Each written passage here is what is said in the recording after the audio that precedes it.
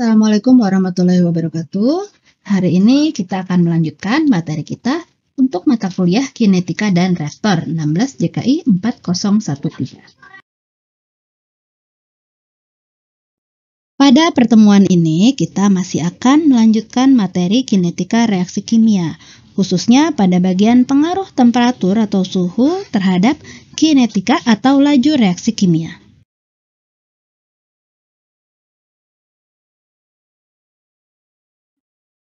Gantungan laju reaksi terhadap T terletak pada nilai konstanta laju reaksinya, atau K ya.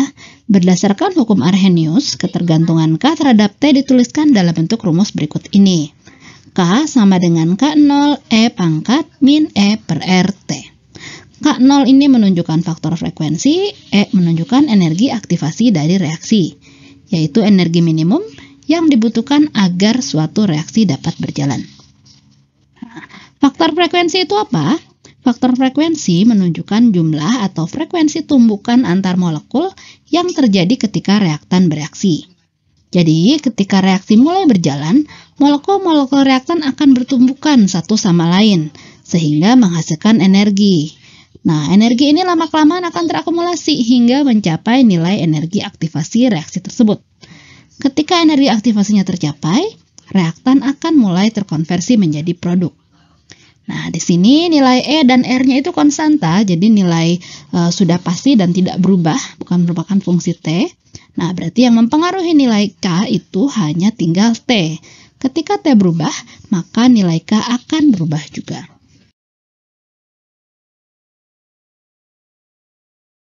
Kita teruskan ya. Jadi, untuk suatu reaksi yang memiliki konsentrasi yang sama, jelas ya, konsentrasinya sama, namun terjadi pada temperatur yang berbeda. Maka, melalui hukum Arrhenius, korelasi laju reaksi tersebut dapat dinyatakan sebagai berikut. Jadi sebenarnya hanya membagi antara K1 dan K2. Nilai K0-nya sama, maka tinggal ln R2 per R1 itu akan sama dengan ln K2 per K1, sama dengan E per R, dikali 1 per T1 minus 1 per T2. Boleh dibalik, boleh ya. Jadi kalau di sini ln K2 per K1, maka di sisi kanan 1 per T1 min 1 per T2. Kalau di sini ln K1 per K2, maka yang di bagian kanan 1 per T2 dikurangi 1 per T1. Bisa dibalik-balik.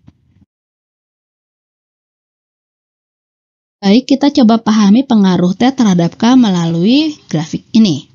Berdasarkan hukum Arrhenius, kita bisa membuat grafik antara ln K dengan 1 per T.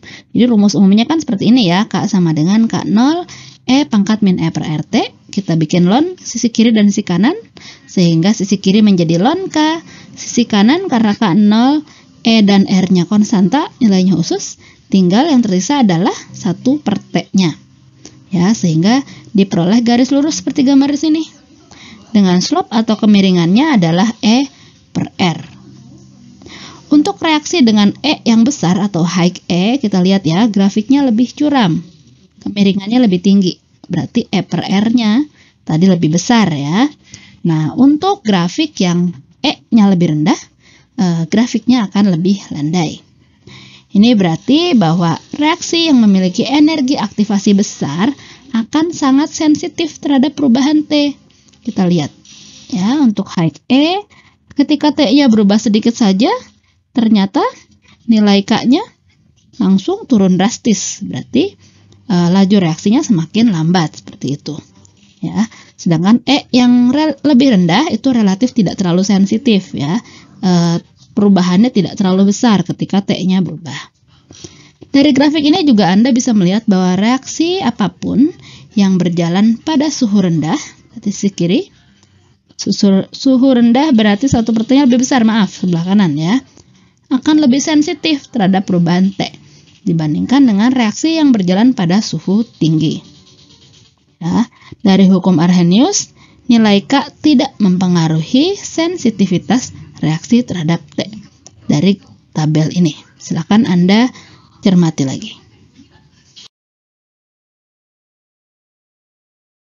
Untuk membuktikan persamaan tadi, kita coba sama-sama contoh 2.3 ini. Ya, mencari nilai energi aktivasi dari proses pasteurisasi. Soalnya seperti ini.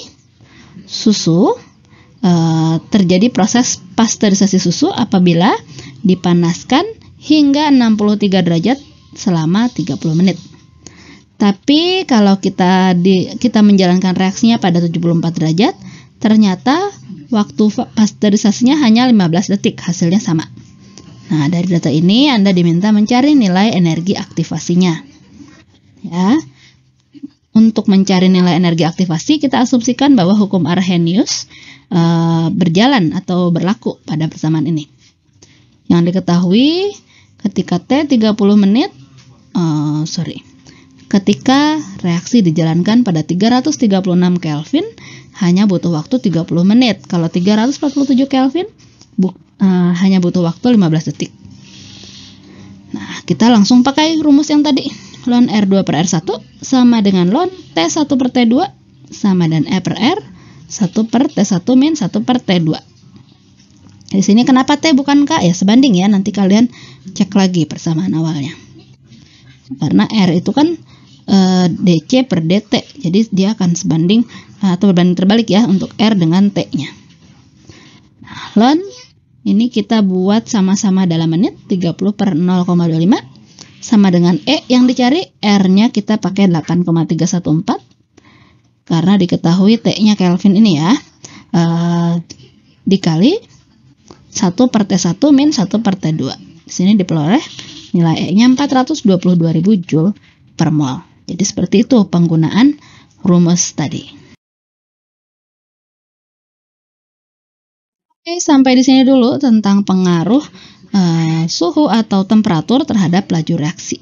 Ya, silakan Anda coba baca lagi dari awal. Kalau sudah paham, kita akan coba latihan-latihan soalnya.